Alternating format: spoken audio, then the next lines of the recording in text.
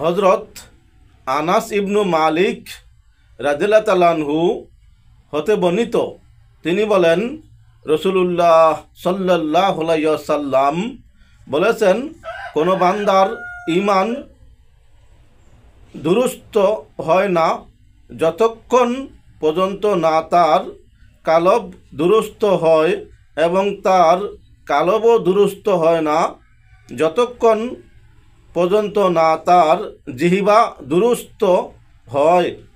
আর সে ব্যক্তি জান্নাতে প্রবেশ করবে না যার প্রতিবেশী তার অনিষ্ট থেকে নিরাপদ নয়, নিরাপদ থাকে না।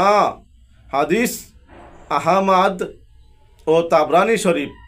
তাই আসুন আমরা ঈমানকে সঠিকভাবে পরিচালিত করি, জান্নাতের অধিকারী হয়ে যাই।